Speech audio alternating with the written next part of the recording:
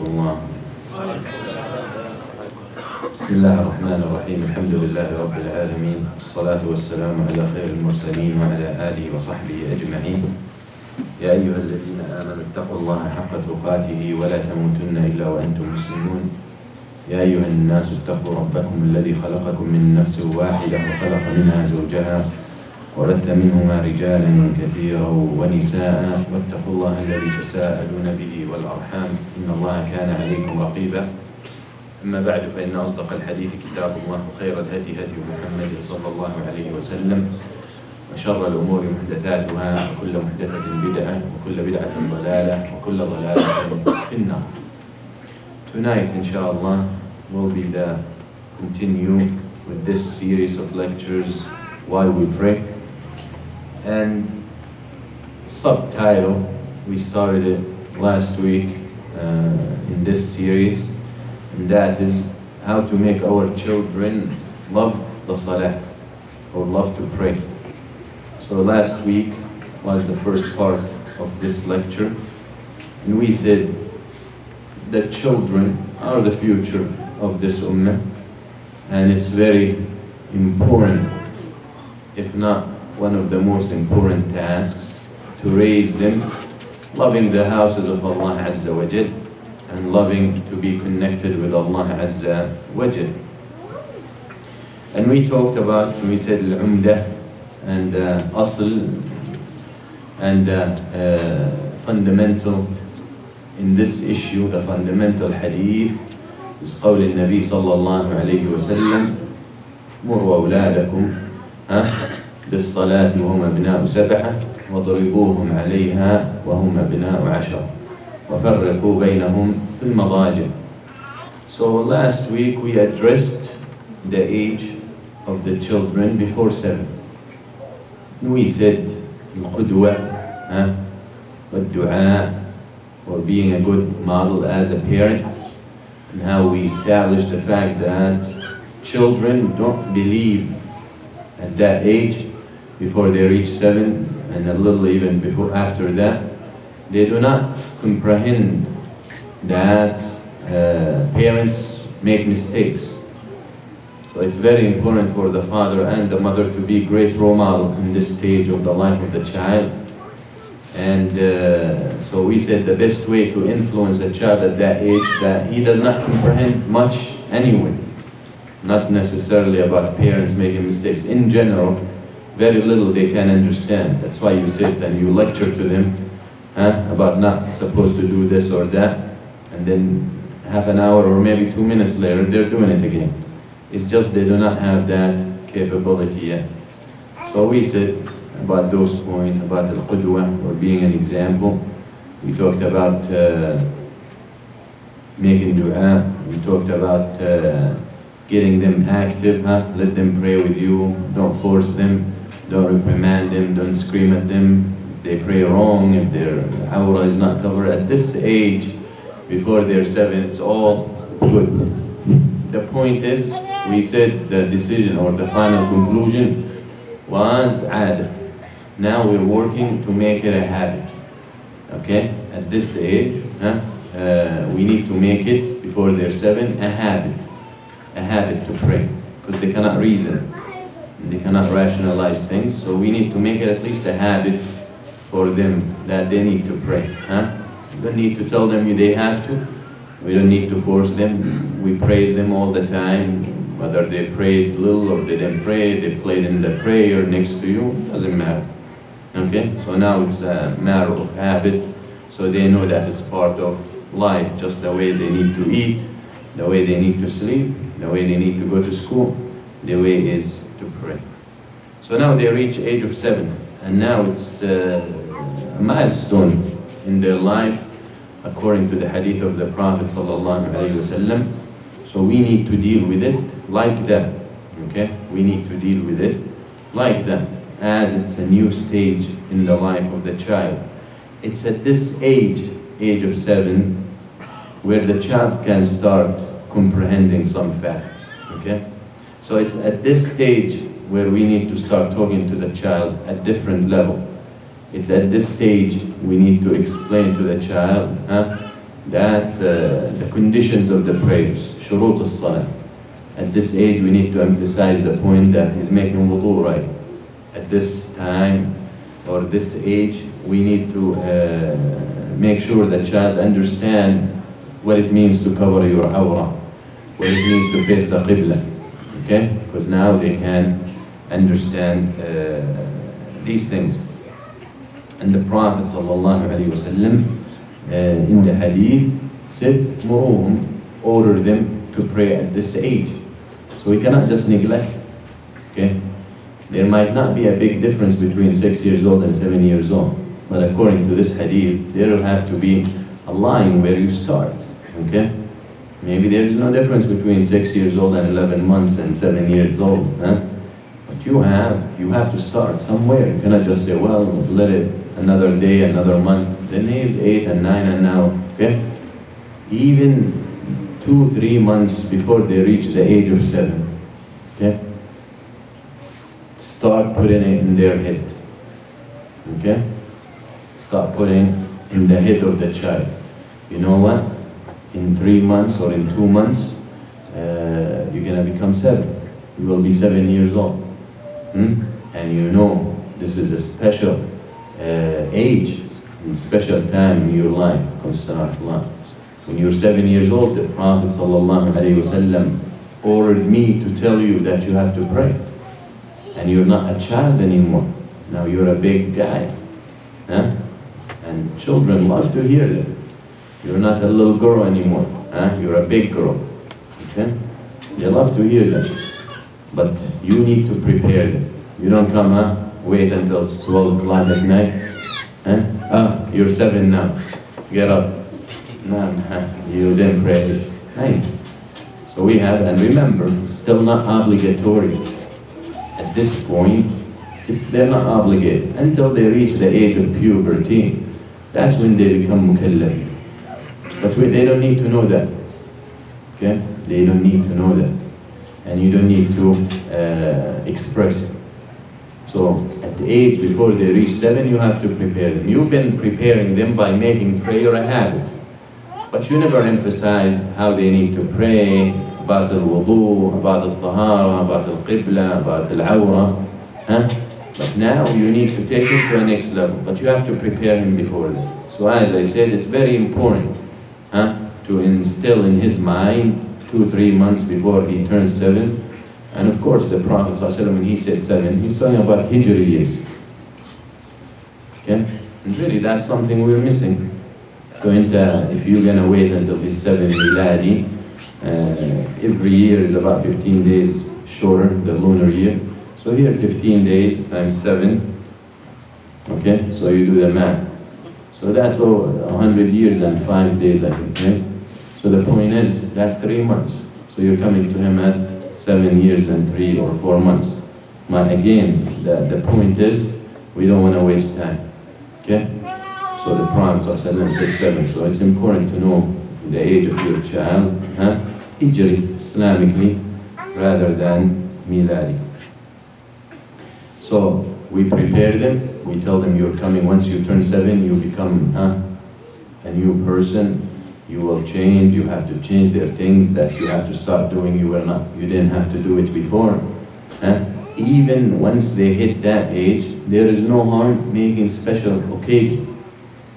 Making it as special occasion at that age once they turn. And I'm not talking about birthday, okay? I'm not talking about birthday. I'm talking about you have to make this child understand that now they have become something different. They have become something important, okay? They have become something new. Maybe you call relatives for them because now you're gonna be first salah. Okay? His first salah at 7 years old, according to the hadith of the Prophet ﷺ. So what you're really celebrating is his first salah. You're celebrating that he had reached a new milestone in his life. So it's very important that we pay attention to this period when the child becomes 7 years old. So as I said, you're going to tell him now you're not a small child anymore. Now you're a big kid, okay? You're a small guy. You're a big girl, all right? Stuff like that. And one of the main keys in raising children is focusing on making them confident, instilling confidence in them.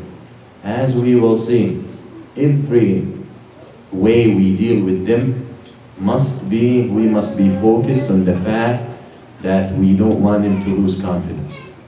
Whether it's time of reward, or whether it's time of reprimanding, we have to make sure we're doing it in a way that we keep their honor and we keep their dignity.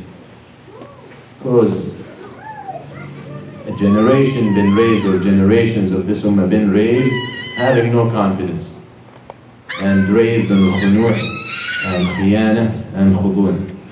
They're raised with a humiliation. So what do you expect them when they grow up? So we have, and this is due mainly to the negligence of parents, to their negligence or their ignorance of how to raise children.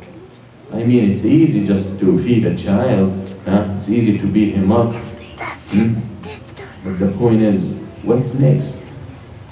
And again, it all boils down or goes back to the fact, what I want of my children. Okay? What I want them to be. Okay? And every parent should want his children better than her. Should want his children better than her. So, again, at this point, you pump him up a little bit, you tell him you're a big guy now, and the Prophet ﷺ. Now, you cannot tell him the Prophet ﷺ, and this is the first time he hears who the Prophet ﷺ. He has to know about the Prophet ﷺ before. Okay? Ihna here, we're focused on the issue of Salah. But there are many other aspects you have to excel or put your best effort to teach them about. So at this age, you tell him the Prophet ﷺ ordered me to order you to pray when you're 7. Now, which means for him to consider this a big deal, he has, or you have had, or you should have had, or you should have been instilling in his heart the respect and the love for the Prophet ﷺ. But if you come and you tell him, so-and-so told me to tell you that you have to pray, and he doesn't know who so-and-so, well, he's not going to be, he's going to be indifferent.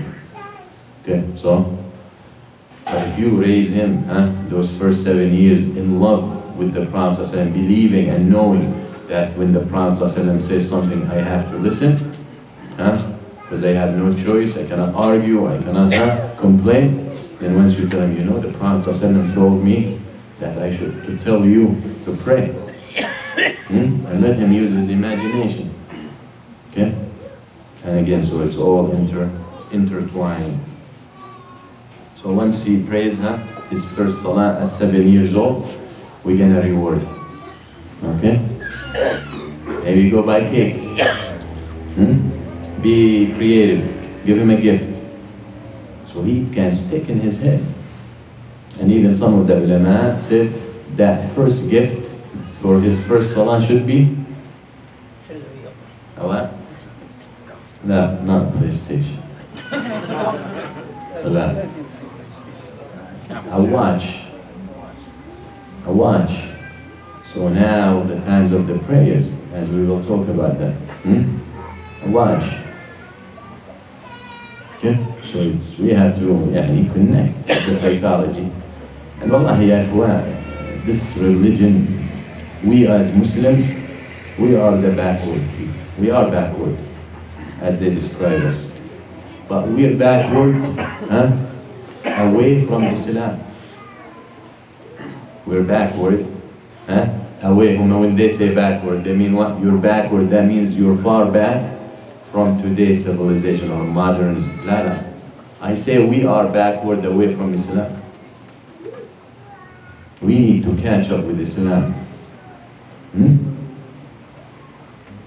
Yeah, today someone posted and he said, the Prophet ﷺ, did you know that the Prophet ﷺ was honored by the US Supreme Court in 1935 or whatever, by one of the greatest legislators in history?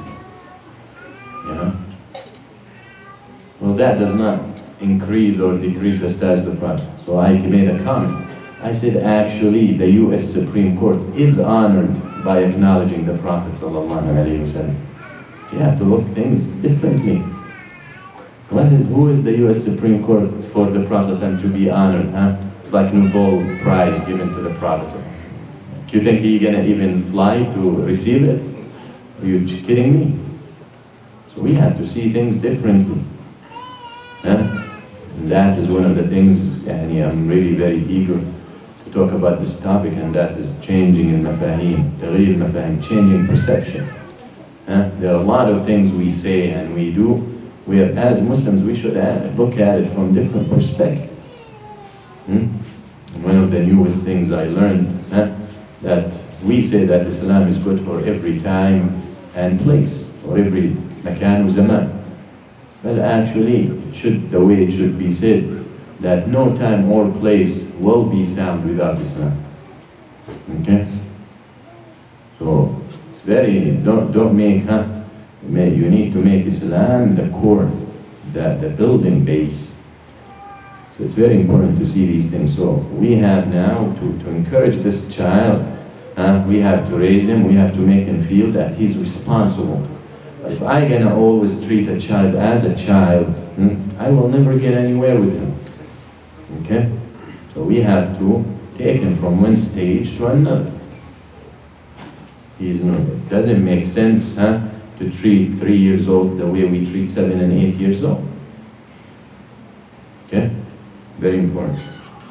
So now at this stage we're gonna use the encouragement, rewarding all this. But we have also to be careful with the way we do that. So now he prays his first salah. You made a big deal out of it. Now he has a watch.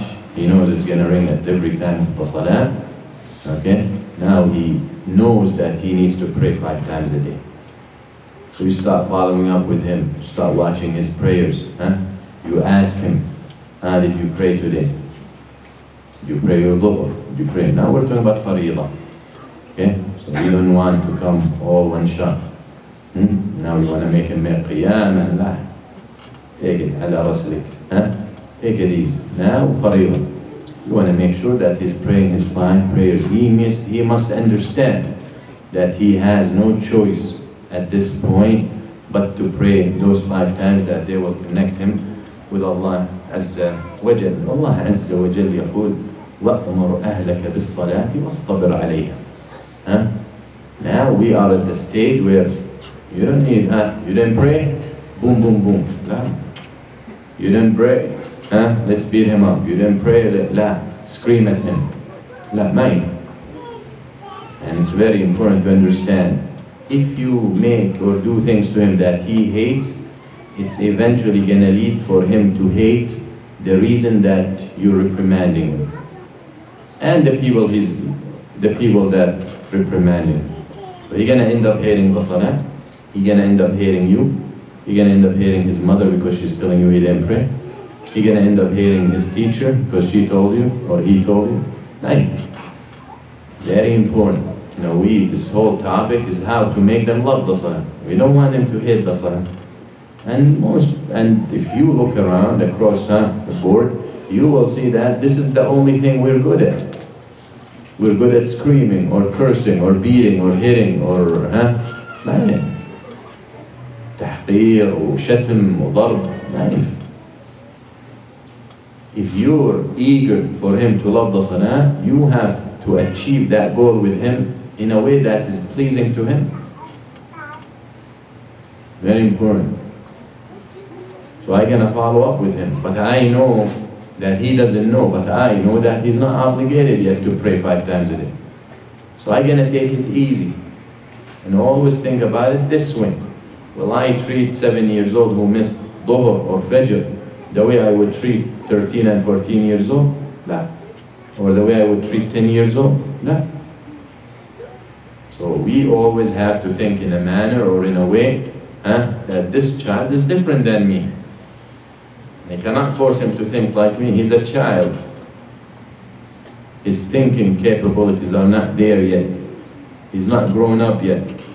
So I have to deal with him at his age.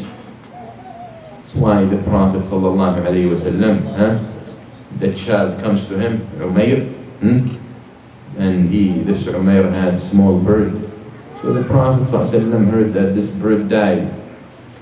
So the Prophet sallallahu alaihi wasallam wanted to make Umayr feel better. He was sad and all that. So as the hadith said, the Prophet ﷺ went down on his knees to face Umayr. Eye contact. Eye contact. This is psychology. So now he's talking to the child at his level. Even the physical position is important. At his level, so eye to eye contact. That's what they always tell you. You have to have eye contact, your children. This will be more effective. Ya Umayr, ما فعل النغير? The Prophet asked him, oh Umayr, what happened to the bird? Okay, so he sallallahu alayhi wa sallam will deal with that. So when we talk with children, we need to deal with them not only eye to eye contacts, but mental level. That's why we said before 7, there is no need to talk about this is wrong and awra and wudu. Let them do whatever. He plays in the salah, he plays in the salah. At least he's next to you. He starts facing you in the salah. You start the salah next to each other. At the end of the salah, they're facing you. You don't need to tell them anything. Actually, you encourage them before 7. At 7, we need to emphasize a little more, gradual. So now I start asking him, how was your salah? Did you pray Dhuhr today? Yes, mashallah. After now and then, every few days, give him something. Mukafa, reward. And change it. Don't make it the same thing all the time. He's gonna get bored of it. Change it so he's happy. But don't do it so often too. Because you don't want him to become materialistic. Okay? Now we want him to love it, but at the same time we don't want him to do it for the wrong reason. Okay? He should not know when you're gonna reward him. Alright? So all this plays very important way of raising the child. One of the important things is combine things with the salah. If you wanna reward him, combine with the salah. Oh, you like to come to me with me to work? You like to come with me to the mall? You want to come with me to the masjid? So now, if he prays, you're going to do that. Okay? For example, okay, let's watch for the next week. If you pray the whole prayers on time, I take you to work with me. Of course, if your work allows to have a child around. Yeah, and you don't be a truck driver and say, okay, let's go. Or a butcher, you know? So the point is, reward him. Okay, I gotta go shopping. You wanna come with? If you can't, if you do this prayers, we'll go. So now we wanna connect everything with the salah. Even your dates with him, with your children. Inshallah, we will go to the park after Asr. We'll take a nap after Dhuhr or before Dhuhr.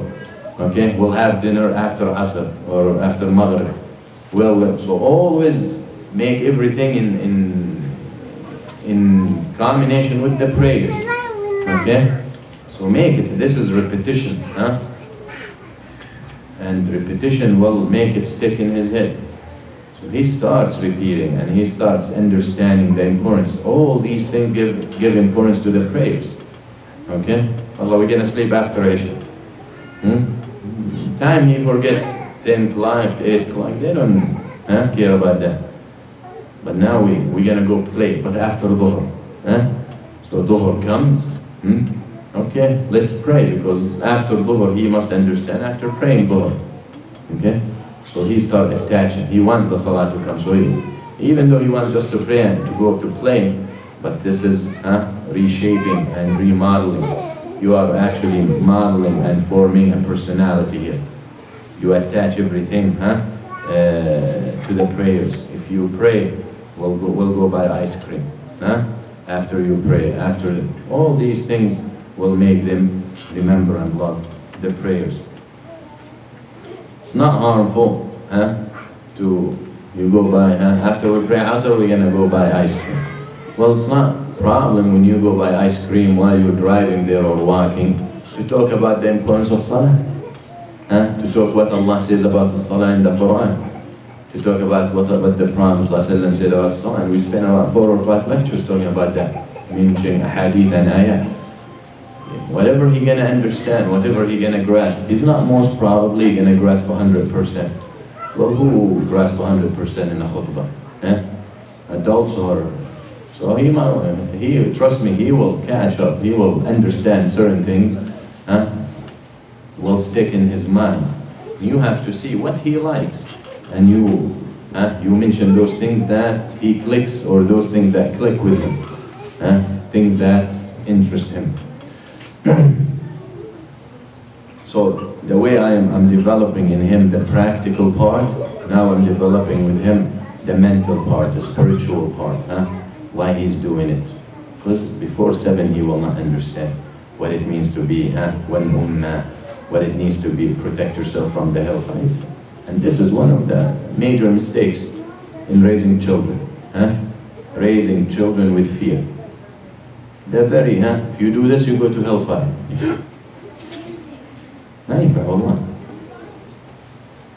You will say, we have at this age, you have to raise them to love.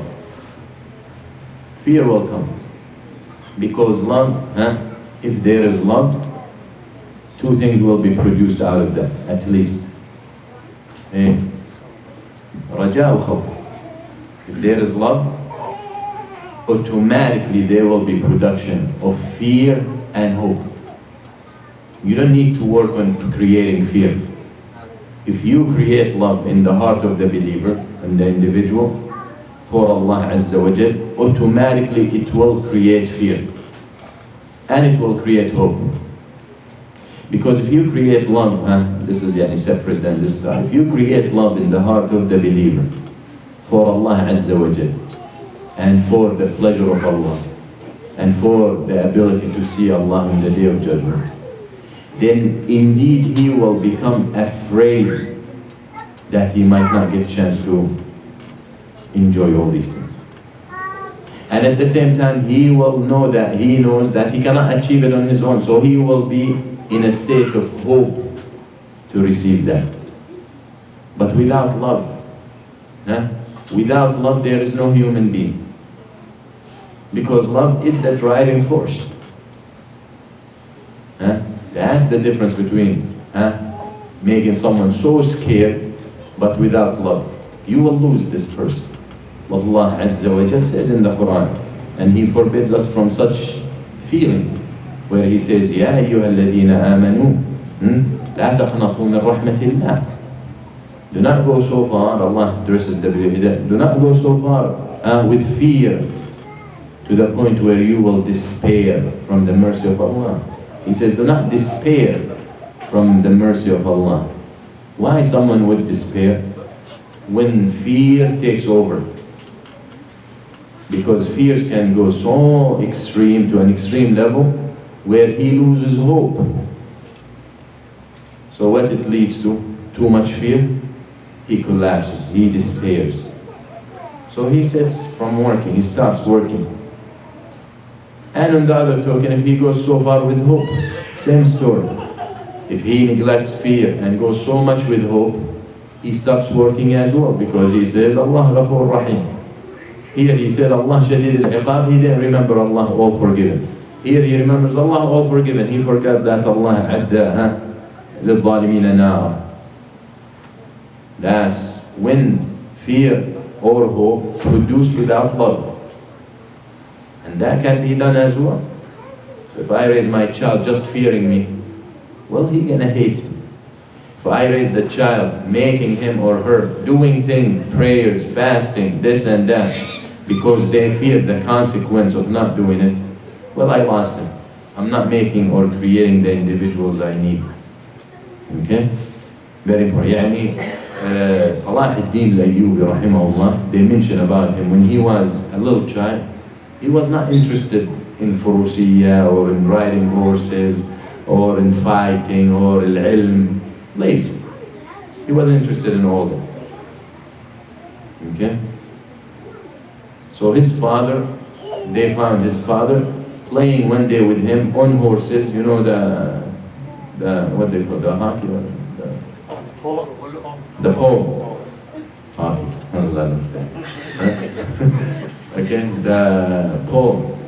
So they come to him and they say, "Al-Ummah yani being crushed by the Crusades, and you're playing." His father is a leader.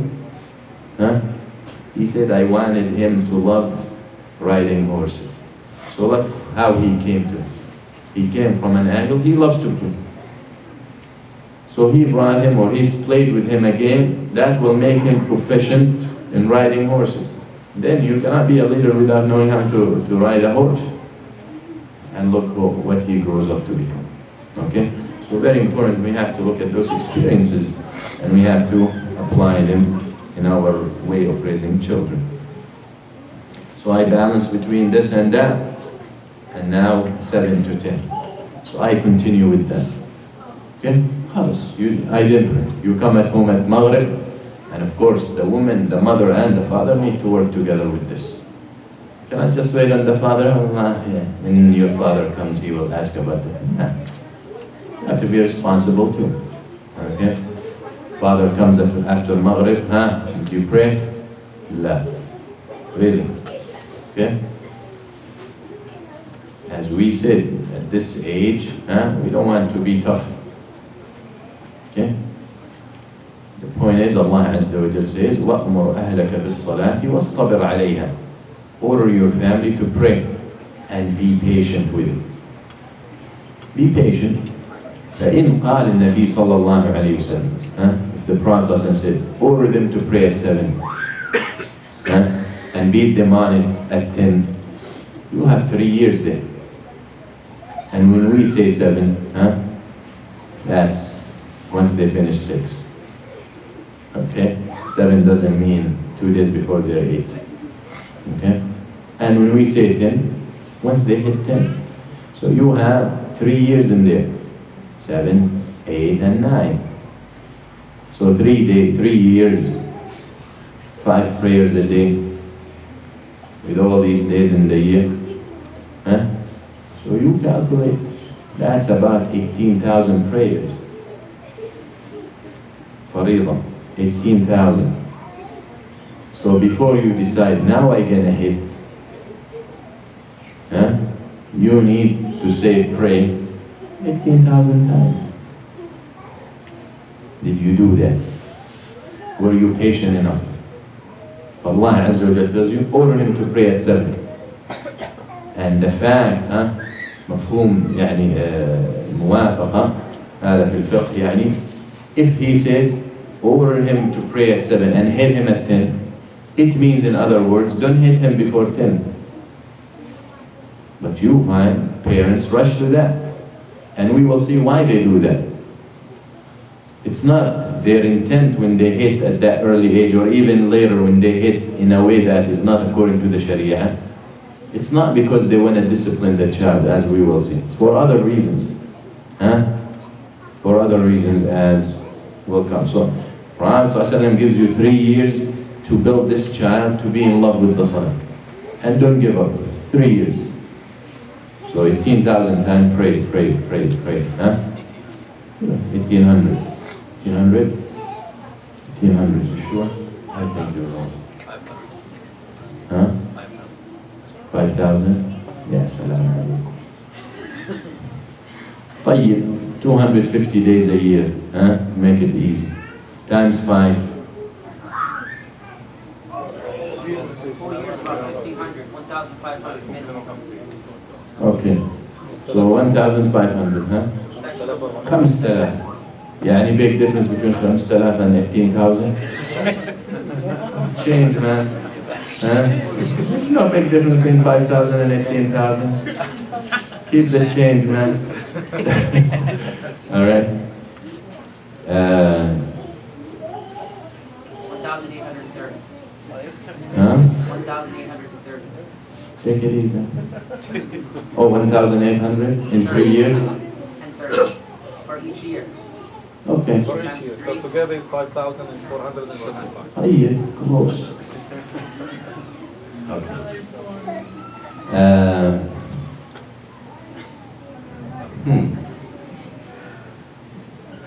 Okay. Allah understand. طيب. So 5,000 times. Okay? So we need to be patient if we want to get the product we want. And every time you rush the results, you will not be happy. فمن تعجل الشيء قبل أوانه عوقب بحرمانه. So now he hits 10 years old. Okay? He hits 10 years old. So now we need to start dealing with him completely different. In a different fashion. And that is again according to the Prophet sallallahu alaihi wasallam. Now I want to take it to the next level. For the last 3 years, I've been focusing with him on the fara'id. So now I want to teach him extra. Okay? Especially if he learned that the fariḍah is a must. So I've seen that he's preserving his fara'id, the 5 prayers. Now I want to start introducing little by little the nawafil, the rawatib. This way I do 2 things. I introduce something new, get him excited about it, and at the same time I create a buffer. I create a buffer, which means, well, if he's gonna feel lazy, at least he's gonna pray the fariḍah. But when I put in his head that Dhuhr will have 4 rawatib before and 2 after, and Maghrib, and 2 before Fajr, and 2 after Maghrib, and 2 after Isha, and you need to pray them, because the Prophet ﷺ did that.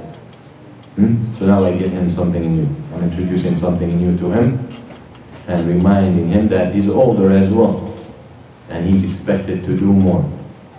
So, as I said, something new he gets excited about, and a buffer.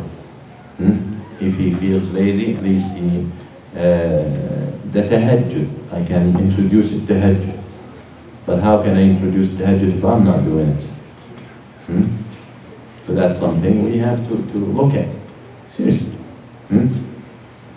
And without telling them you have to pray.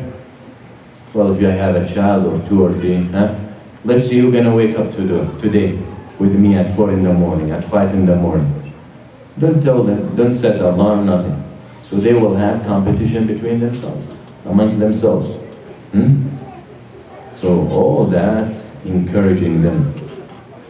All that for one goal, to make them love Salah. And the children love to do that. Children love to imitate the adults. They love it.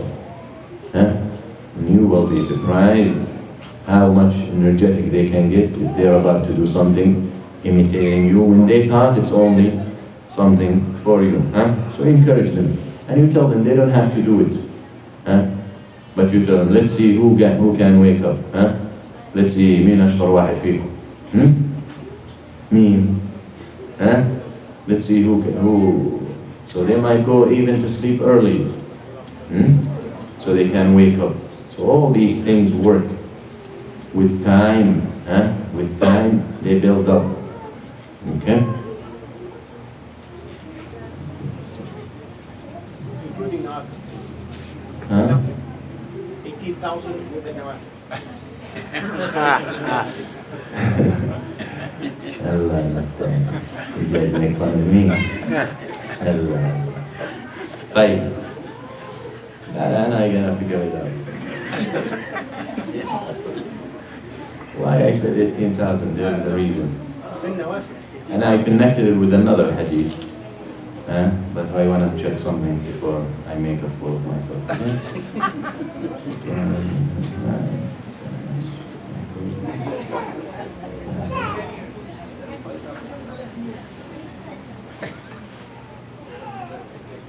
It's 800 per year. It's The Nawafil 18,000.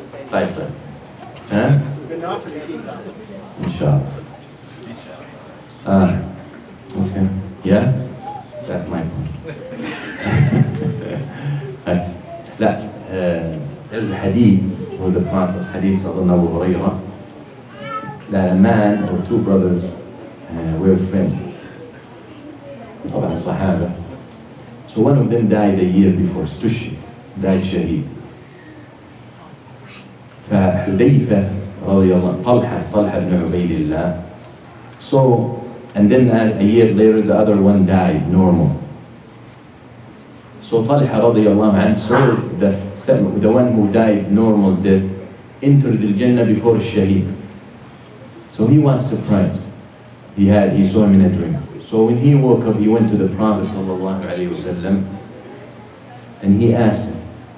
So the Prophet sallallahu alaihi wasallam said, "Alam yasum Ramadan ba'dah?" Didn't he pray one extra Ramadan after him? ألم يصلي 6000 ركعة بعده? You understand? Didn't he do this for a whole year? He prayed more, he fasted more, he did that, he gave sadaqah more. So that's why he entered the Jannah before him. Okay? So because the hadith 6,000, it hit me, then 3 years will be 18,000. But if he's saying with the nawafil, alhamdulillah, بيض الله وجهه كما بيض وجهه. May Allah brighten his face.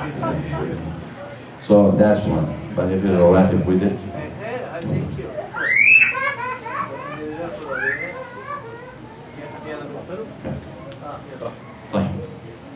so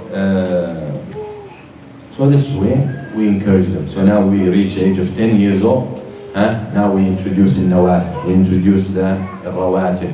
We introduce tahajjud. But again, we don't need to make it obligatory. We're still children, but we get them. Now you can use, well, if you pray your nawafil today, you come with me to the masjid tomorrow. But at this age, you should be taking them to the masjid, even before.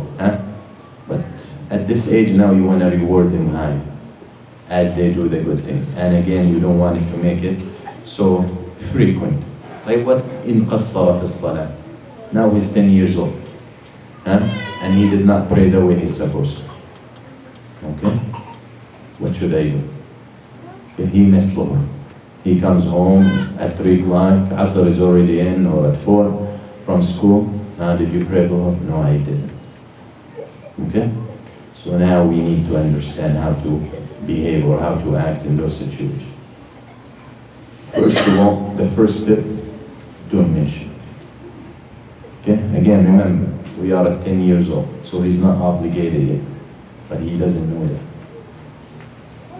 Okay? So you hear his mother tell you, you come home, his mother tell you, he didn't pray Dhuhr. Okay? Now this part is mainly on the shoulder of the father. So the mother tells you, you didn't pray. He didn't pray Dhuhr. Leave. First step, leave. Now we want to see if this becomes a habit. Because he might be negligent, he felt lazy, this and that. So we're not going to mention anything. I want to see if this becoming a trend. Okay? So after that, he continues to miss salah. Okay? So now, I need to bring it to his attention. But in a nice way. Remember the main goal. The main goal at the end is to make them love the salah. So I will bring it to his attention. You know what?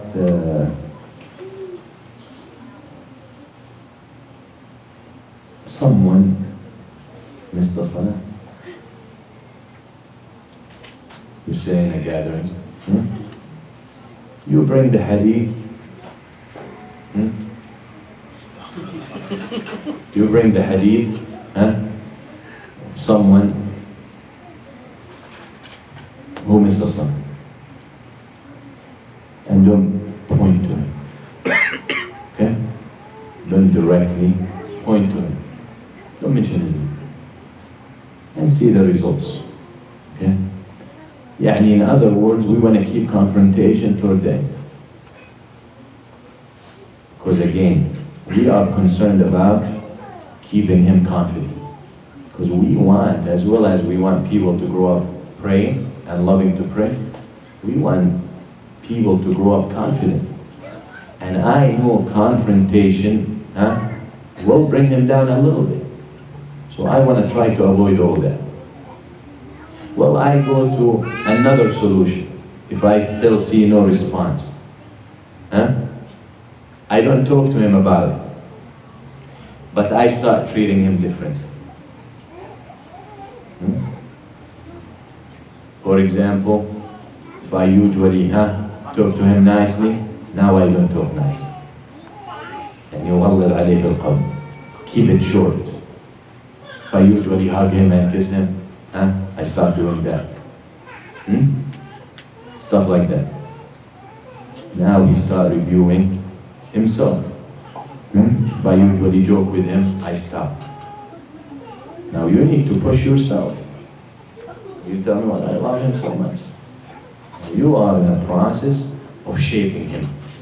And as we said about the tree, you buy a tree, a small tree, and you want it to grow this direction, you tie it to a rope and you pull it this way. It will grow this way. You pull it this way, it will grow this way. You leave it, you don't know how it's going to grow. So even though we're pushing it, if you're a farmer, if you're someone deal with plants, you might be trimming the plants and cutting, even though you love these plants. This is your life.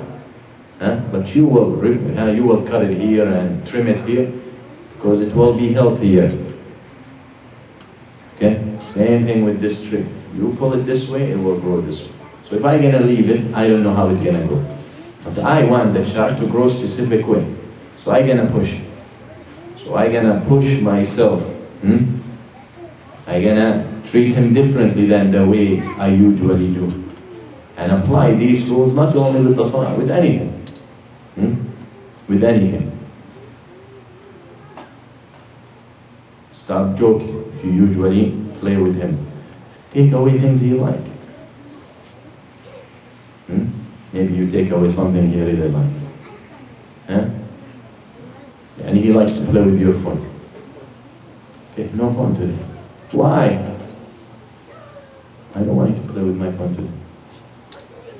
Seriously. This thing, little by little, now that might fix the problem. You did not need to talk with him direct. Maybe you did not need to tell him, or reprimand him, or scream at him. Many children, this will work. Up to this point, so we talked about 3 ways. 1, you neglect it completely and see if it's gonna fix itself. Second, you change the way you treat him. Okay? If you usually so nice joking with him, don't joke for that day. Keep it short with him. Don't look toward him. Even looking at him, don't look. Let him feel guilt. Okay? Now this behavior might work with younger ages, but not as frequent. And you do the same things I'm telling you with 4 years old, forget about it. Nothing will work, from my experience. Okay? Because they won't understand what you're trying to say. Okay? Until you tell them the fact as it is, and they still have a hard time understanding. So I need to change the way I'm treating him. If it doesn't work, then we go to the next level and we start talking about punishment and talks and all that. But before, let's go over a few things that we need to pay attention to, and very much I have mentioned them so far. Now at this age we start introducing them, or before, but now more they start feeling, or do you need to make them feel that they are like everybody else. They're coming to the masjid because they're adults. Okay? They're coming to the masjid and people are expecting from them differently, like everybody else. Okay? So these points we need to pay attention to. How we do that? Children love to imitate adults. And I mentioned that already. Okay? Now we are in the process of making them, yes, we want them to love Salah, but we want them to love Masjid. وَشَابٌ قَلْبُهُ مُعَلَّقٌ فِي الْمَسْجِدِ أو في المساجد. We want to produce this child whose heart attached to the Masjid. Okay? To the masjid. They like to imitate you, so you want to take advantage of that. You come to the masjid, they want to come to the masjid. There is no reason for you to keep your children home. Especially if they are mature, if they are at that age, if they understand rules. You need to bring them to the masjid. Even if they make noise, it's a big deal. These children. But now we are talking about the stage of 10 years old. It's very important that they get hooked up. With very plain terms, hooked up to the houses of Allah Azza wa Jal. Take them to Salat al-Jama'ah. You come to pray, you take them to the Salah. If his heart gets attached to the masjid, he's gonna grow up with what? He's gonna grow up attached to people of knowledge. He's gonna grow up attached to people who love to worship Allah. He's gonna grow up attached to people salihin, to good people, inshallah. Because usually, those are the people who frequently attend the houses of Allah Azza wa Jal. Like that, people of adab, he grows up. Because people, even if they have bad manners, in the masjid somehow they change. So if I'm keeping him around those people inside the masjid, okay? So this way I'm working with him. Now he's absorbing, he's watching, he's monitoring, he's seeing how this guy reacts on him. And he's learning all that thing. You have to frequently mention the masjid in front of him. As we said with the salah, or we're gonna go to the park after Asr.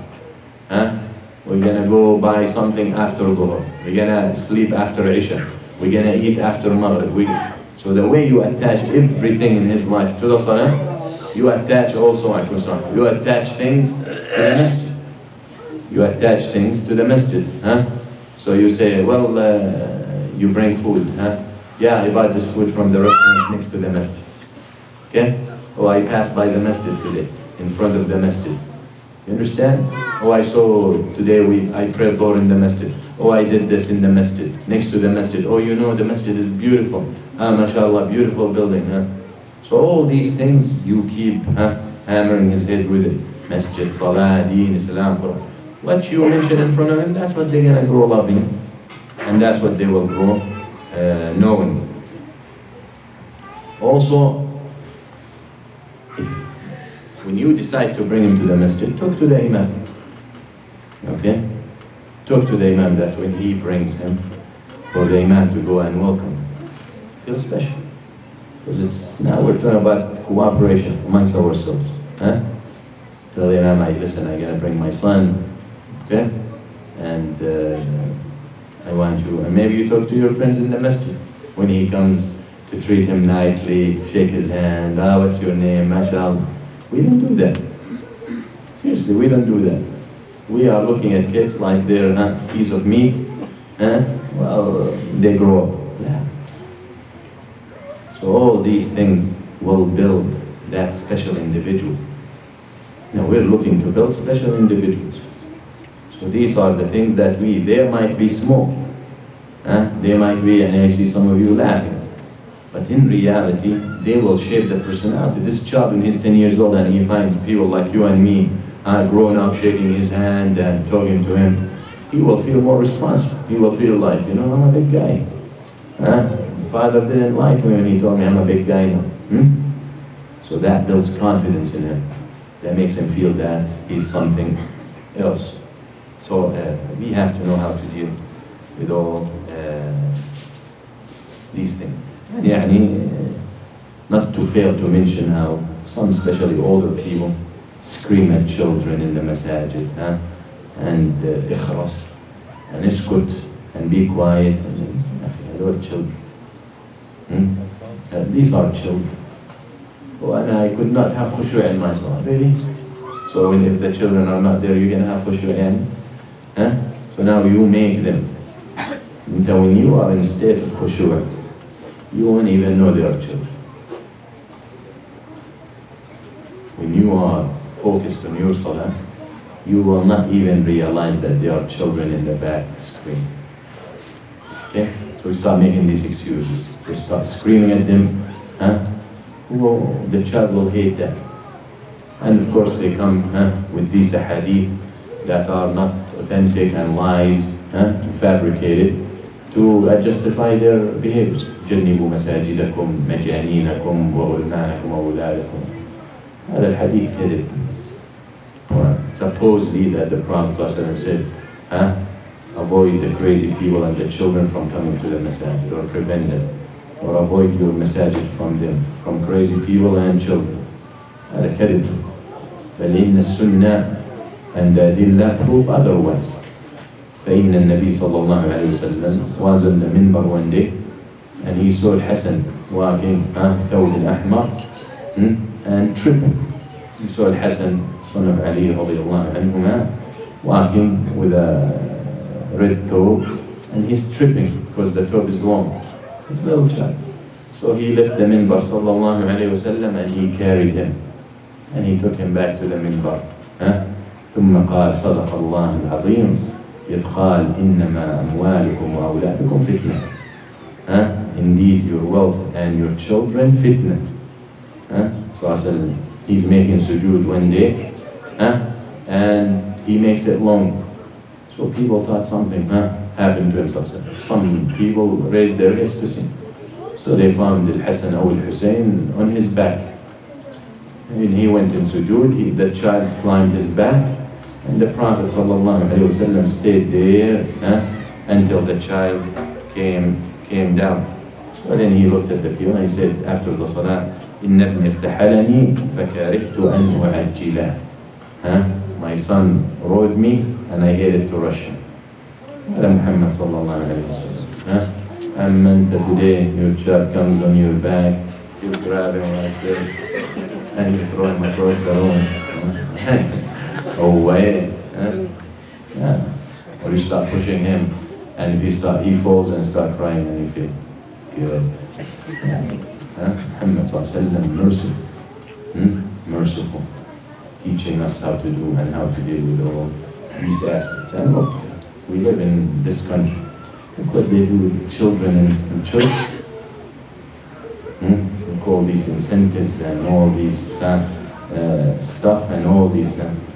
And really, you go back home, you go from first grade or from kindergarten until you finish high school.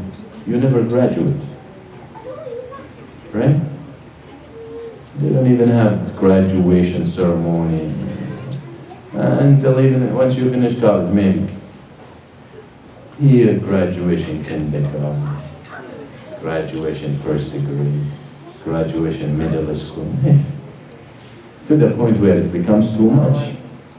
But why they do that? If you look why they do that, it's to encourage them. They're playing how to get best out of these children. Look how they watch. You have regular schools and they select excellent children, students, and they say, come, and if we keep you with the rest of the class, they're going to bring down your level. There's 30 or 40 children in the classroom or students, and one of them is extremely advanced compared to the rest. There is no way that he's going to pull all these people to be advanced like this. They're going to actually bring him down because he wants to mix. He wants to melt. So what they do here with these old magnet programs and all that, they pull him up. Come, and I'm going to put you with people at your level. So you guys can compete and improve. You understand? So it's very important to learn from these experiences. كما قال علي رضي الله عنه. And حتى يعني very near recently, I would say the Prophet said, then I found out that this hadith is da'if, and that is الحكمة ضالة المؤمن حيثما وجدها فهو حق الناس بها, that wisdom is the last property of the believer. Wherever he finds it, he's most worthy of it. This hadith is da'if to the Prophet ﷺ, and stronger that it's from the saying of Ali bin Abi Talib radiyallahu anhu. Well, we can learn from them what's suitable for us and what we can benefit from it. So we have, as I said, we have to rise to the level of Islam. We have to rise back to the level of Islam. As I said, and I repeat it, When they describe us as backward, we are backward. But for them, we're backward from their modernism, as they call it. But we are really backward from Islam. We need Islam is ahead of us. Islam and its teachings ahead of us. And we chose to be backward or downward. So we need to catch up with it. We need to catch up with Islam. قال العلماء لو كان الإمام معروفا بإطالة الصلاة بطريقة تخالف السنة فينبه الإمام قبل أن يؤتى بالصبي بأن يخفف الصلاة.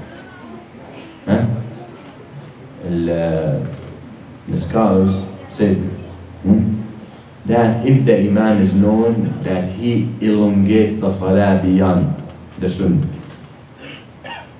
then it should be brought to his attention that, listen, I'm going to bring my child for Isha today, so keep it short. Because in the first place, you're not going with the Sunnah. We know the story of Mu'adh, when he read Al-Baqarah, and the man came to the Prophet ﷺ to complain. Okay? So the point is, if you know the Imam elongates the Isha, Salat al-Isha, he goes read rubu' or read 5 pages, or you bring your child, you tell them, listen, my child is coming, I want you to keep it short. Why I allowed myself to do that? Because he is not sticking to the Sunnah in the recitation. Well, Fajr is different, okay? But Isha should be short. People tired, people need to go to sleep, some people didn't go home yet, so you keep it short, as the hadith of the Prophet said. الشمس وضحاها ليل يغشى, these surah have a page. So that is where I give myself the right to approach the Imam, to tell him, listen, I'm bringing my child, keep it short. Because I want him to like coming to the Masjid. But if you're going to fall asleep while I'm reciting, very important. We need to connect the children in the Masjid to halaqat al-Quran, the circles of tahfidh al-Quran. We need to have special activities for them. Fun, permissible fun. Make them attached. We don't want them to reach a point where coming to the Masjid means work all the time. Okay? Oh, we're going to the Masjid, I have to sit down and memorize. Oh, I'm going to the Masjid. Oh, Arabic lesson. Oh, I'm going to the Masjid. They're going to talk about wudu. We have to mix. Okay? As well as there is learning process, there is activity process. Some fun for these children. Also, when you take your children to the Masjid for khutbat al-Jum'ah, you should do that too. Oh, he's at school. Well, take him out of school. If he has a dental appointment, most probably you're going to take him out of school. Seriously. That's something we are seriously neglecting. Oh, he has school. Where he's going? Harvard? What are you going to miss here? What are you going to miss Friday afternoon in school? This is, you need to attach him to that. Pick him up Friday, Do you know that you're going to pick him up? He makes up what he misses. Bring him to the Masjid. Teach him the etiquette of coming to the Masjid. Now remember, we're talking about that age 10 and up. Teach him the manners he needs to behave when he's in the Masjid. Take him to a Masjid where he understands the khatib. Okay? Where the person giving the khutbah, talking about things that he can connect with in a simple language. Which means most probably you won't bring him to me. Alright? So the point is, the point is, if you have, tell him, listen, I want you to pay attention, and I want you to tell me 3 points or 3 things the Imam spoke about today in the khutbah. So this way he will pay attention, okay? And again, the idea of rewarding is very significant and very important. يقول أحدهم لابد من صنع الرجال ومثله صنع السلاح وصناعة الأبطال علم قدراه أولو الصلاح من لم يلقن أصله من أهله فقد النجاح لا يصنع الأبطال إلا في مساجدنا الفساح في روضة القرآن في ظل الأحاديث الصحاح شعب بغير عقيدة ورق يذريه الرياح من خان حي على الصلاة يخون حي على الكفاح.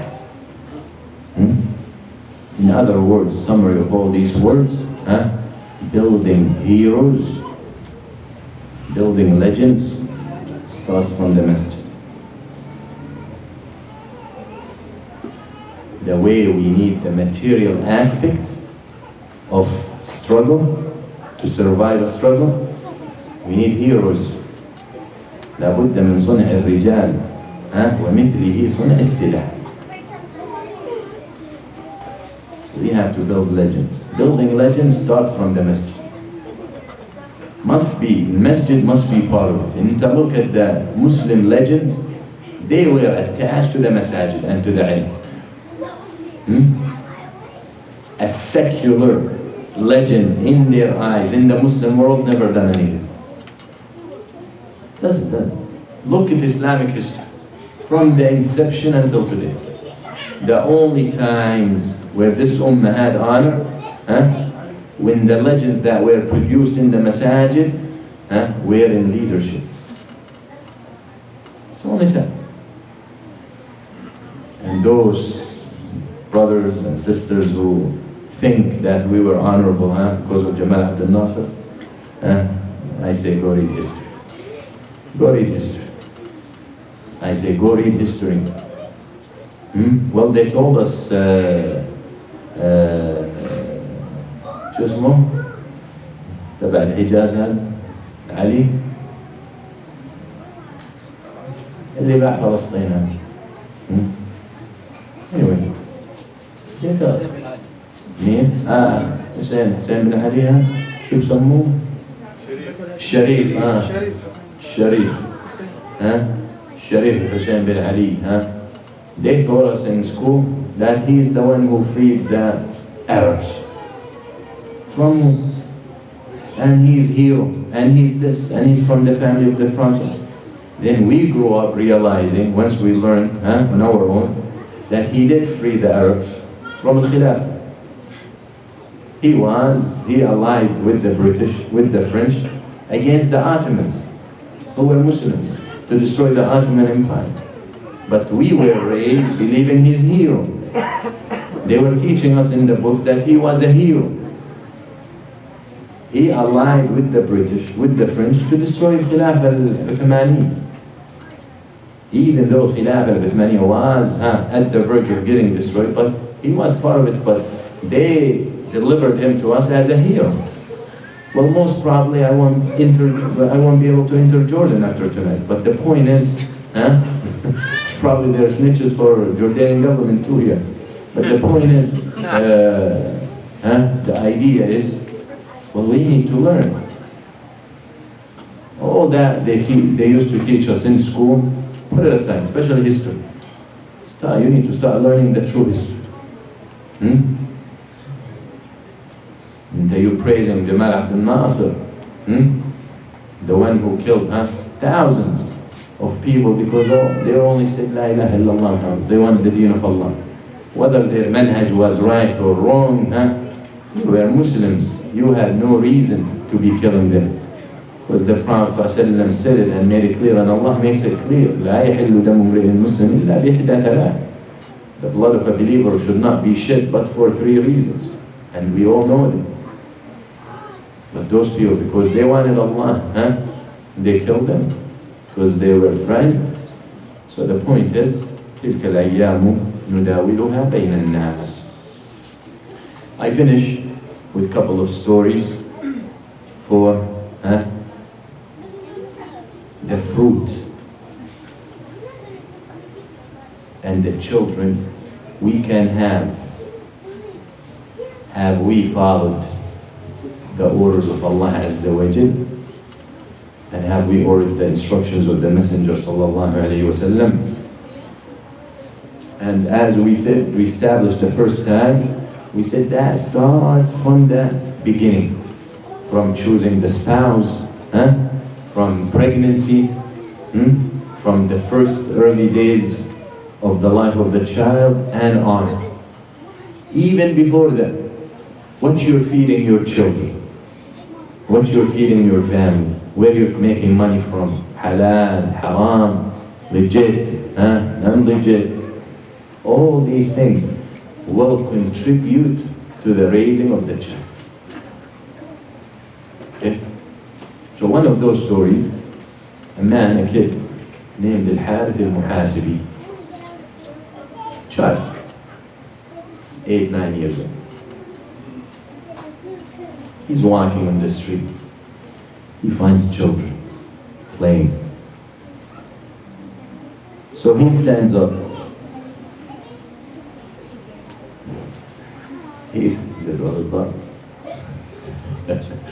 He stands up to watch these children playing. فأتاه تمار. Tammar is someone who sells tamar, who sells dates. He came to him, he told him, يا غلام خذ هذه التمرات فكلها أو كل هذه التمر. He tells him, take these are few dates, eat them. He's standing next to a shop of dates. So the owner comes and tells him, these are few dates, eat them. فقال له من أين لك بهذه? Where you got these dates from? قال بعت رجلا بعض التمر فسقطت منه خذها فكلها. I sold some man some dates, and when he was leaving, those few dates fell out. So I got them and eat them. يعني it seems that the man wants to get rid of them. فقال له أتعرف الرجل? You know this man? The buyer? He said yes. فالتفت إلى الصبيان فقال لهم أمسلم هذا؟ So this Harith looked at the children and then he asked them, is this Tammar Muslim? The guy who's selling dates, is he Muslim? They said yes. فَتَرَكَهُ وَمَشَى. So Harith left him and started walking away. فَرَكَضَ التَّمَّارُ خَلْفَهُ حَتَّى قَبَضَ عَلَيْهِ. So this date man ran after him until he caught him. He said, لن تفلت مني حتى تخبرني بما في نفسك علي. يعني I will not leave you until you tell me what you hold against me. Why you treat me like that? I'm trying to give you some dates. Then you ask them, is he Muslim and this and that, and then you walk away, you ignore me. قال يا شيخ. He said, يا شيخ عليك أن تلحق ذاك الرجل فتعطيه تمراته كما تبحث عن الماء إن كنت عطشانا. He said, you should have ran after that man looking for him to give him back his dates the way you would look for water if you were thirsty. حتى تتخلص من العهدة في رقبتك. So you can be free from this responsibility. يا شيخ أتطعم أولاد المسلمين السحت وأنت مسلم? He said, يا شيخ, you feed the children of the Muslims the haram and you're a Muslim? فقال الشيخ, قال التمار, والله ما اتجرت لدنيا بعده. Tammar said, I will never sell anything from this guy. Child.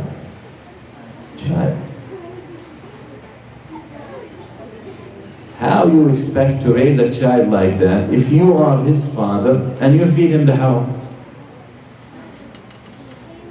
How you expect to raise a child like that if his mother milk from the haram? Or the mother milk comes from the sky? ما هي what she eats. وَمَنْ غُذِّيَ بِالْحَرَامِ فَالنَّارُ أَوْلَى بِهِ. That which is nourished with haram, the nar is more worthy of him. So are we concerned about that in what we feed our children?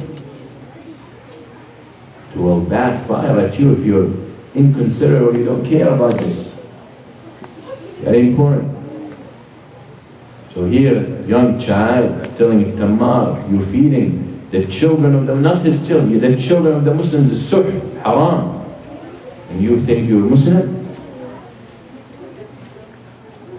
So very important. These what produce special legends, leaders for this ummah. وذكر ابن غفر المكي عن أبي سليمان داود ابن نصير الطائي. هذا داود was 5 years old. فوضعه أبوه فأرسله إلى الملقن. His father sent him to Quran teach. الملقن يعني because the child cannot read. So the mulaqin is dictator, not dictator like Morsi, dictator.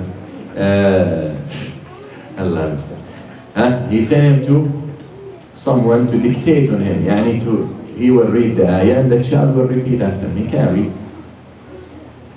That's how they used to. This is the first stage of learning. فلما بدأ يحفظ معه سورة الإنسان الدهر هل أتى على الإنسان حين من الدهر.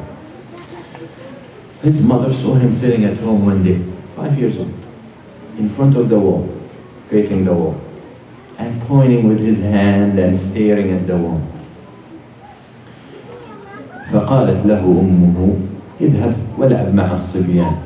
His mother told him, go play with the kids. فلم يجبها. He didn't answer. فقالت له أمه أين أنت؟ His mother told him, where are you? يعني why you're not listening? فقال مع عباد الله. He said, with the servants of Allah. قالت أين؟ قال في الجنة. He said in paradise. قال في الجنة. قالت ما يصنعون. She said, what they're doing. يعني and this is a woman who's developing the imagination of her child. Not where are you مع عبادة. قوم يا مجنون. قوم يا هبل. لا. You crazy guy, go play outside. Or send him a rocket with her shoes or something. Slipper. جو أرض. أرض جو أول. Okay? So she said, she saw him staring at the wall. أبي كذا, sorry, something wrong with you? He said, no. She said, where are you then? Where's your mind? قال في الجنة مع عباد الله. قالت أين؟ في الجنة. What are you doing there? ماذا يصنعون? What they're doing? قال متكئين عليها على الأرائك. متكئين فيها على الأرائك لا يرون فيها شمسا ولا زمهريرا. He said, when she asked him what they're doing, he said they're laying down on couches, they don't see the sun and they don't feel cold. This is ayah in Surah Al-Dahr, Surah Al-Insan. And then he recited the rest of the surah while he's staring at the wall. So when he reached إن هذا كان لكم جزاء وكان سعيكم مشكورا, where the ayah says after Allah lists the rewards and the promises for those servants, he says indeed إن هذا كان لكم إن هذا كان لكم جزاء, this is your reward, وكان سعيكم مشكورا, and your endeavor is met with gratitude. فنظر إلى أمه فقال يا أمه وما كان سعيهم. He looked at his mother and said, oh mother, what was their endeavor that they got rewarded this for? فلم تجب. She didn't answer him. فنادت على والي. She called his father. قال يا أبتي ماذا كان سعيهم? What was their endeavor? فقال كان قولهم لا إله إلا الله. Their sa'i and their endeavor was لا إله إلا الله محمد رسول الله. فما زال يرددها بكثرة. From that moment or from that point, that was some of the things he was repeating all the time. لا إله إلا الله. هذا 5 years old who understood this. And this ummah, full of these legends and these huge names you hear, ulama, leaders, dua, scholars, whatever, fighters, umara, these huge or these great legends were something when they were little. These things didn't happen to them when they got 20 and 30 years old. They were produced right. Produced right. And I finish with this. Abu Yazid طيفور بن عيسى البسطامي هذه ذكرها أبو غفر المكي. This man or this young boy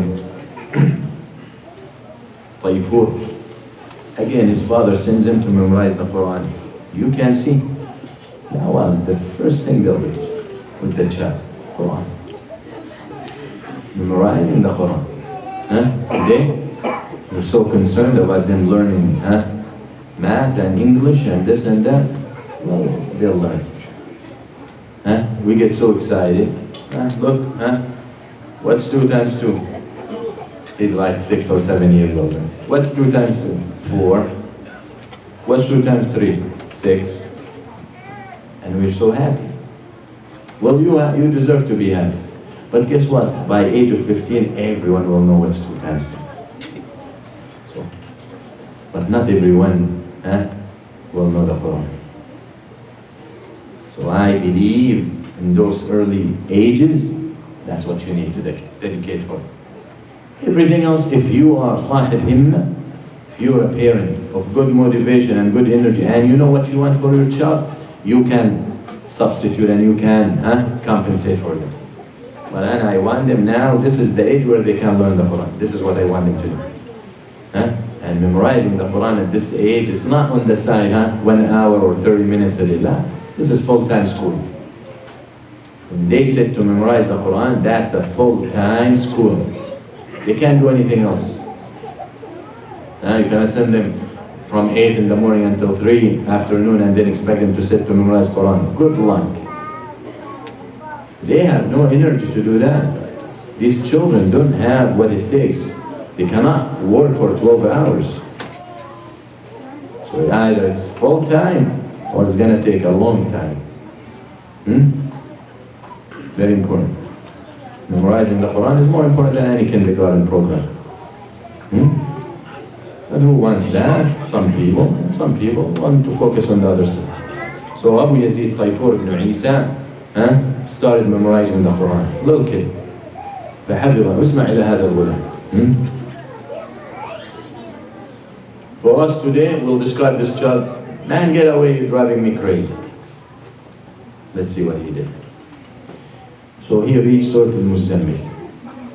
يا أيها المزمل قم الليل إلا قليلا قال يا أبتي من يخاطب الله في قوله يا أيها المزمل يا أيها المزمل قم الليل زملوني يعني غطوني مزمل يعني covered. So Allah addresses the Prophet ﷺ, tells him pray at night. قم الليل, make qiyam at night, except a little, يعني most of the night. So when he memorized that, he came to his father. He said, "Oh father, whom Allah talking to?" قال النبي صلى الله عليه وسلم. قال يا أبتي ما لك لا تصنع كما صنع النبي صلى الله عليه وسلم. Hey father, why you don't do what the Prophet صلى الله عليه وسلم did about praying at night? قال يا بني إن قيام الليل خصص لرسول الله صلى الله عليه وسلم. He said, "Oh son, قيام الليل is obligatory on the Prophet صلى الله عليه وسلم alone, because this ummah is excused. قيام الليل نافية, not obligatory. We don't tell someone who doesn't make قيام الليل you committed haram.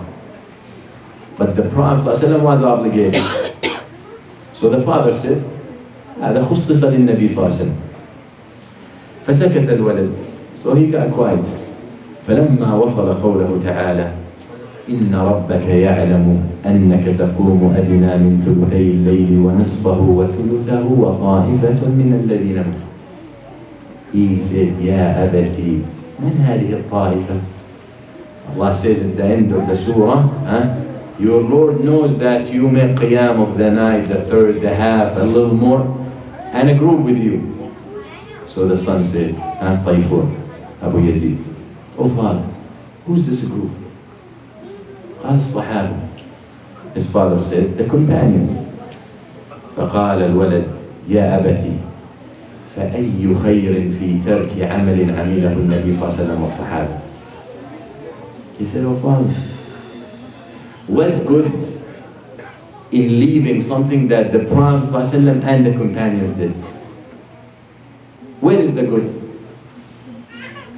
Yani, okay, the Prophet ﷺ obligated to make qiyam, and the Sahaba made qiyam, volunteer, and you don't make qiyam. So he's telling his father, which good you're getting from not doing what they did? Yani, what's the benefit? Tell me one benefit you're gaining from not doing what they did. Look at the child. فقال أبوه صدقت يا بني فكان أبوه يصلي الليل. So his father tells him, you're right. So his father started making qiyam. فاستيقظ أبو زيد يوما فوجد والده يقيم الليل. So هذا الغلام, this child, woke up one night, he found his father praying qiyam. فقال له يا أبي علمني كيف أتطهر وأصلي معك. So he went to his father. He told him, oh father, teach me how to make wudu and pray so I can pray with you. فقال أبوه يا بني اذهب وارقد فإنك صغير بعد. So his father replied, oh son, go sleep. You're still a little kid. And you rest. قال يا أبتي اسمع. قال يا أبتي إذا كان يوم القيامة إذا كان يوم القيامة يوم يصدر الناس أشتاتا ليروا أعمالهم. هذا هو the child is saying his father.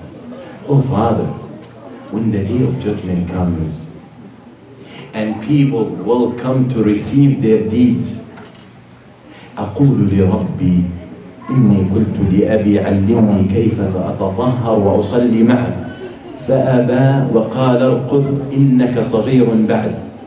أتحب هذا؟ أتحب أن أشكوك إلى الله عز وجل؟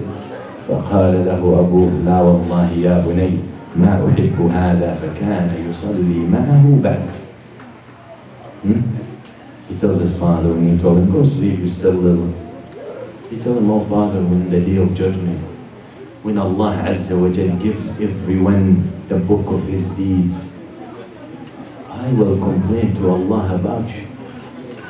I will say, oh Allah, I told him to teach me how to make wudu so I can pray with him. Oh father, you like me to complain about you to Allah? So he taught him how to make wudu and he used to pray with him since then. Yeah, Abdullah, you see potential in your child? Take advantage of it. Jump on it. Don't discourage him. Don't tell him you're still young, you're still little. Like you see potential, and not only in the deen. And I make it from here. Not only with the deen. You see potential in him in different aspects. He likes to read. He likes to write. He likes this. He likes to draw. It doesn't matter. Because now the focus is not. It matters and it becomes wrong. It becomes wrong when you make such hobby his life. But now what you're doing is you're building his morale. You're building his confidence.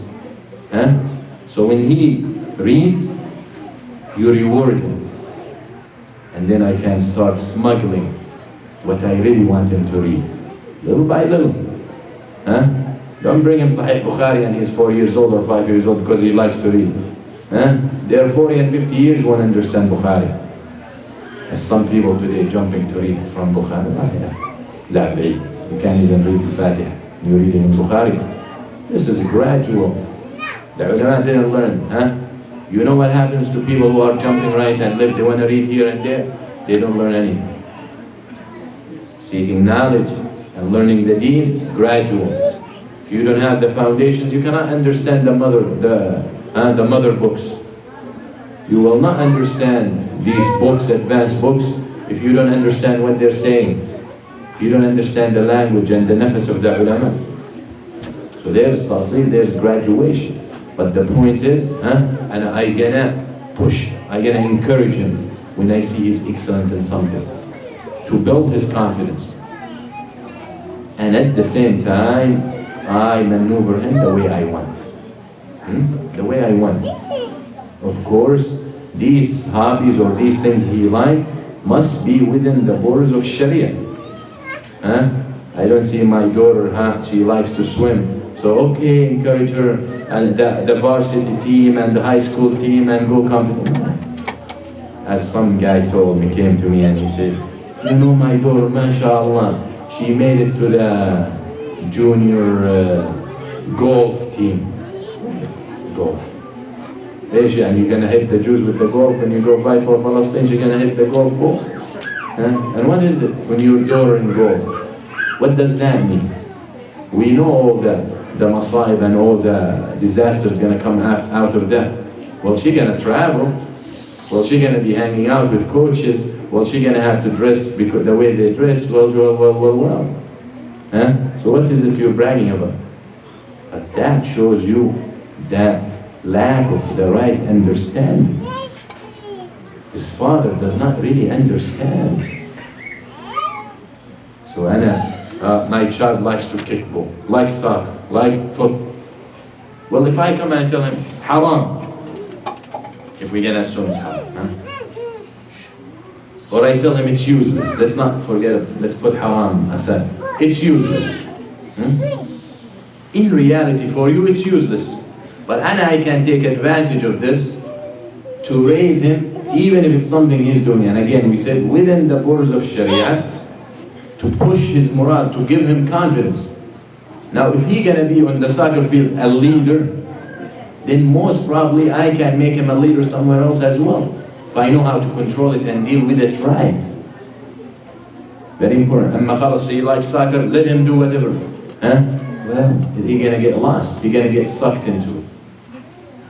So all that has to be played right with intelligence. That's why we say, you want him to love something?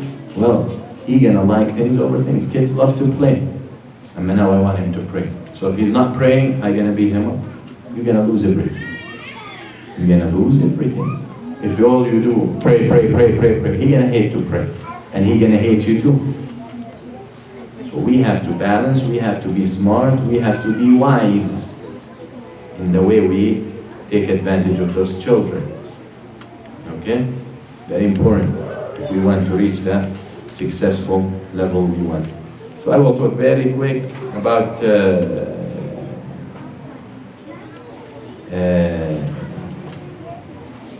al-iqab and punishment, so we can wrap up this topic. We talked about how you discipline him by neglecting him.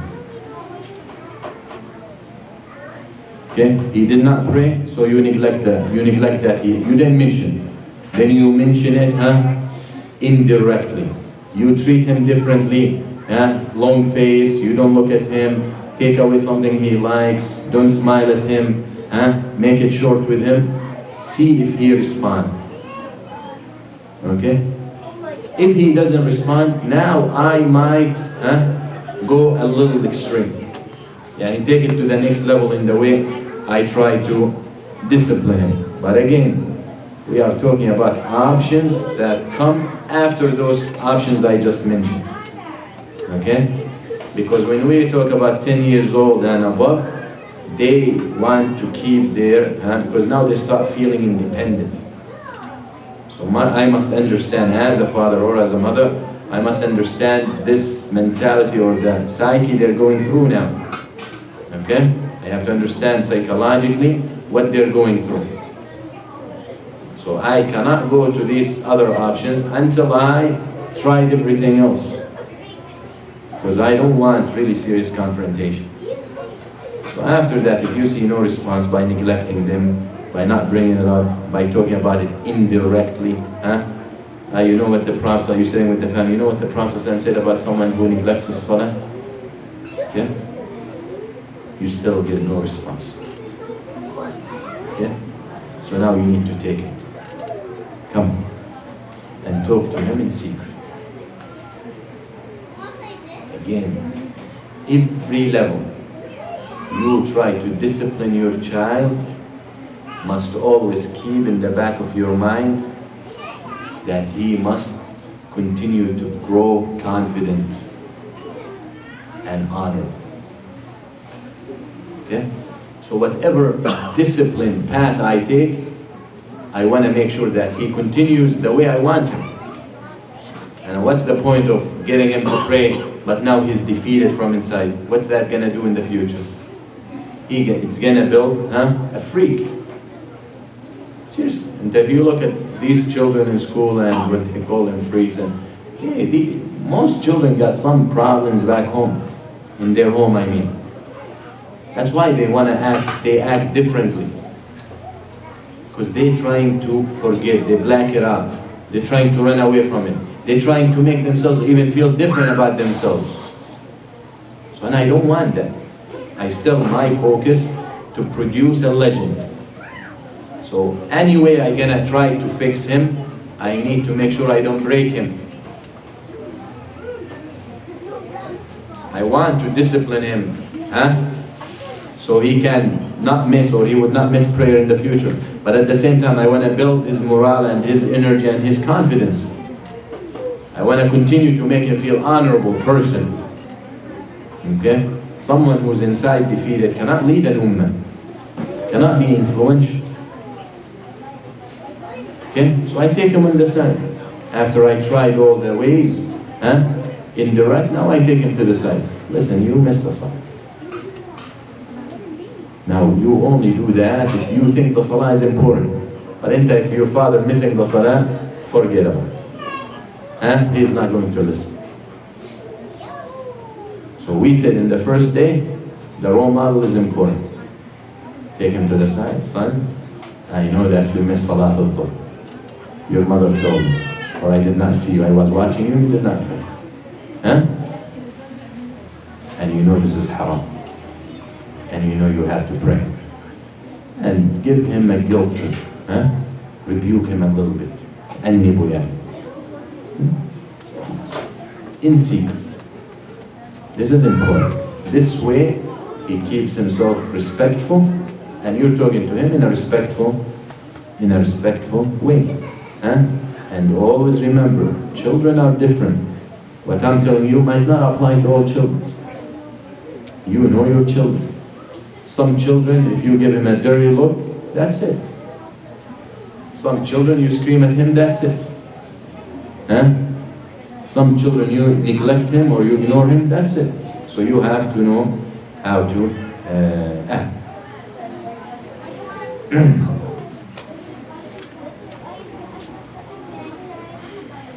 Again, when you are rebuking him and when you are disciplining or talking to him in secret, don't make it too much, short. Okay? Because too much talk will lead for him to not care anymore. Okay? Very important. Too much. Make it a lecture, he will not care. So make it precise and short and to the point. Listen, you missed the salah, this is haram. I need to tell you that. Inshallah you don't do it anymore, and let's start fresh. Pause. Then he knows you know, and he knows now he has no excuse to say, oh, I didn't know. Okay? Very important. If he continues, now you punish him in public. In public doesn't mean go on TV. In public, you're sitting at home, dinner, you're having dinner, his friends visiting. Because now at this age, he wants to maintain his status in front of his friends, in front of his brothers and sisters, in front of everyone. Now he's a big guy. Okay? So reprimanding him or like talking to him directly in front of everyone, that can shake him a little bit. But again, keep it short and precise. Don't make them feel that you're trying to get him. Talk to him in a way that he feels you're advising him. And stay away from any words and any expressions that will bring him down. Don't be cursing. Don't be calling him names. Ya haqir, you miss salah? Hey. Are you stupid? Doesn't work. Because remember what we said. We want to maintain his confidence. Son, and learn from the Quran. Ibrahim alayhi salam talking to Azar, his father, and Kafir, fighting him. Ya abati, oh father. Oh father. Nuh alayhi salam talks to his son and his Kafir. Ya bunay, oh son. Talk to him like that. Ya bunay, اسمع الكلام. الله يهديك. الله يرضى عليك. ماشي كذا. We don't want you to miss salah. We don't want Allah Azza wa Jal to be angry. In a nice word. Soften his heart, embarrass him. But don't put him down. Don't put him down. Because it's important to maintain that confidence, and I cannot repeat that enough. If he continues, أعذرنا الأنذر. If he continues, now we go to the part where the Prophet ﷺ said, and hit them at 10. Now how we hit them? Machine gun. Stick. Sword. There's hadith صحيح or Hasan, the Prophet sallallahu alayhi wasallam, in the sense he said hang a whip in your house. It carries with it discipline. But now, why you hang this? To beat up everyone with it? If you beat the child with it over and over, he doesn't care. Beat me. But the fact it's there, it's more threatening.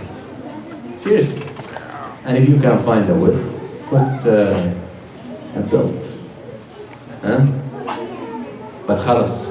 And connect it with the fear of Allah Azza wa Jalla. Connect this whip with the fear of Allah. That doesn't mean you have to use it, because we know the Prophet never used anything like that in his family. But the point is, it's more of a psychological effect. Okay? But if you're going to use it على الصغيرة والكبيرة, every time they do they spill some rice, boom. خلاص, he's going to grow numb. He won't care. He won't care. Yeah. As Brother Afi looks like he's experienced with that. Is that what your brother used to do? So he will come to you and he's you want the shoes? When he does something wrong, you want me to get the belt? No. That is just as a way of keep him on his toes, keep him alert. That it's gonna reach a point where I might have to use it. Okay? But we said you have to exploit all your other options before we get there. So how I discipline him? Let's see how the Prophet ﷺ did. He sallallahu alayhi wa sallam, كما في حديث عبد الله بن بصر, قال بعثتني أمي إلى رسول الله صلى الله عليه وسلم بقطف من عنب فأكلت منه قبل أن أبلغه إياه فلما جئت أخذ بأذني وقال يا بذر يا بذر. Abdullah ibn Bisr radiallahu anhu said, my mother gave me some grapes, bunch of grapes, to take it to the Prophet ﷺ. So when I was walking to there, I started eating from it. Huh? Eating. Remind me of my brother, one of my brothers. Back in Jordan, we used to have a produce store, khudra, fruits and vegetables. So my brothers used to go and work with my father, sometimes. So, you know, when you display the fruits, you're going to show the best of it. So he will look for the best, grapes out of the whole and pick it up. The best, so you find one here with 2 grapes out, one here, so he messes it up and it will not sell. But he will pick the best pieces, Anyway, so Abdullah ibn Bisr, carrying a bunch of grapes, going to the Prophet ﷺ, he started eating. So he said, when I reached the Prophet ﷺ, he grabbed my ear. And he said, وَكَأَنِّي أَرَى النَّبِي صلى الله عليه وسلم يتبسم. As if I personally, I imagine the Prophet ﷺ smile. He grabs his ear and he said, a traitor, what a traitor, what a traitor. But the point is, this is a punishment. And if it wasn't a punishment, Abdullah ibn Bisr would have not remembered. So here, some child, you grab his ear. You don't have to be hitting and beating and karate and uppercut and hooks. Where do you think you are? So, this could be enough for a child. You missed the salah? And remember, we are talking about this after we used every other way. So now, of course, these tapes might go and I get arrested because I'm inviting to child abuse. So, if this will put me in jail, I don't know what will not. But this is what we're talking about. Stuff like that. In school, we remember when we were growing up back, if you did not memorize the surah in the school, not the parents, the teacher, come.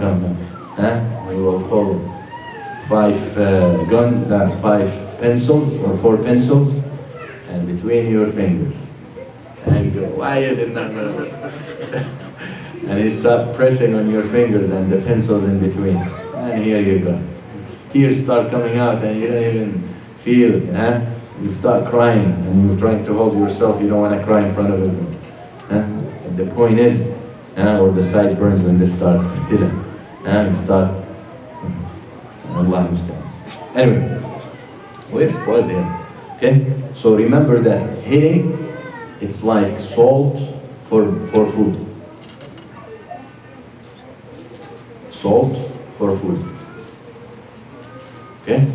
When we hit, it's like salt for food. If you put too much salt, you mess up the food.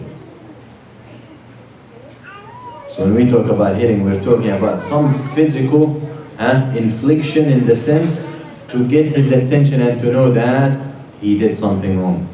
After everything else is not working. So if Rakdano, grab him a little hard from his neck, from the pull his hair, not lying, grab him from here, Dad, why did you do this? Why you missed one?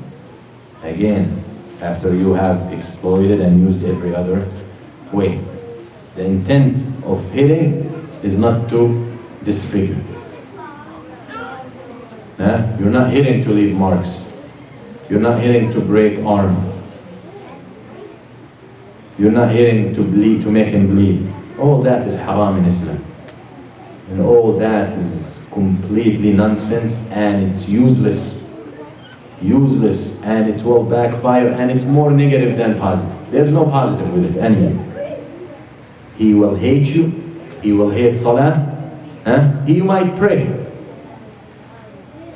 But again, what we said, what's the title of these lectures? To love salah, not to pray. I didn't call it to pray. I didn't say raising children who pray. I said raising children who love to pray. There's a big difference. There's a big difference. Okay? It's not, hitting is not to insult him. Hitting is not to make him little, belittle him. Okay? Hitting is not to make him lose confidence in himself. And don't be like, the person he prays, mashallah, and he misses one salah suddenly, what's wrong with you? You're stupid, you're negligent, you're la. You have to credit him for all what he had done, and we're still talking about 10 years old. So always when you hit, if you instahdart and you have those on mind, those reasons, I'm not to belittle him, I'm not to insult him, I'm not to hurt him, I'm not to disfigure him, then you will know what you're doing, to correct him. So you're going to do it accordingly, knowing your child, and this. So we are going to this option because we want to build. So if this option is going to destroy, what's the point?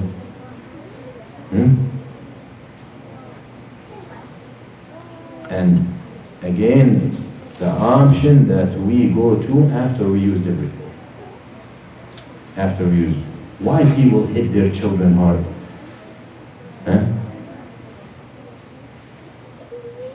He misses salah. That's because most of the time parents don't hit for that. They're gonna hit because he got a C. They're gonna hit because he didn't do his homework. They're gonna hit her because she did not clean her room. Why parents hit hard? Because he wants, or she, the mother wants, or the father wants to feel good about themselves. Because when the child is not listening, the parents feel they failed. They failed.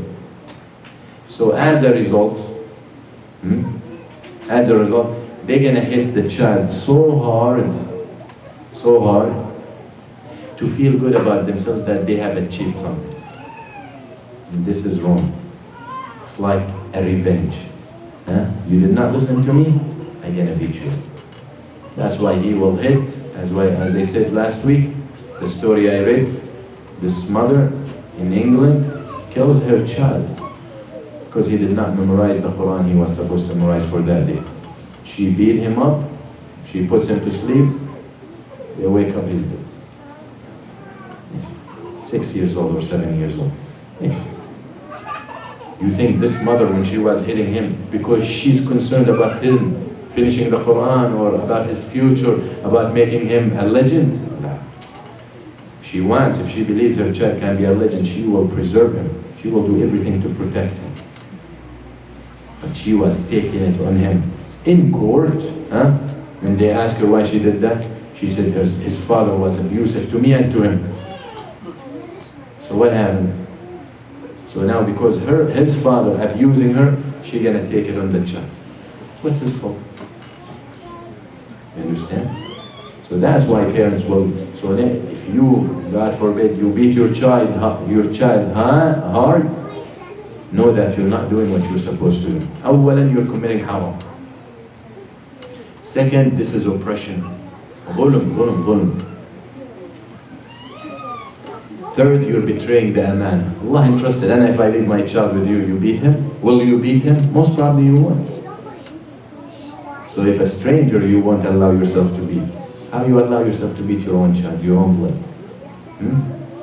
And fourth, you're destroying him. You're destroying him. And more, I can go more. So that is the point. We want to build legend, we want to raise children who love to pray, and we want to deal with them right. Gradual, step by step. I know a lot of information here, but if you're really concerned, you listen to it again and you write down. And that's honestly a problem I see here, and I see in every place I go. No one writes, except this man. How much you think you can maintain of what I said? Can't. Maybe you got 70% of what I said. 2 days later, 60%. 2 days later, 40%, until it becomes zero. Well, العلم لازم يقيد. You want to benefit, you have to write it down. So I say, if you're concerned about your children, here I delivered, I advised you and reminded myself. Now it's your turn to put it into practice and apply it. So that's very much with these steps, inshallah. And before all that, the tawfiq of Allah Azza wa Jal, we can start making these individuals that can change the world, inshallah. قولوا قولي هذا واستغفر الله لي ولكم وصلى الله على سيدنا محمد والحمد لله رب العالمين. السلام عليكم ورحمة الله.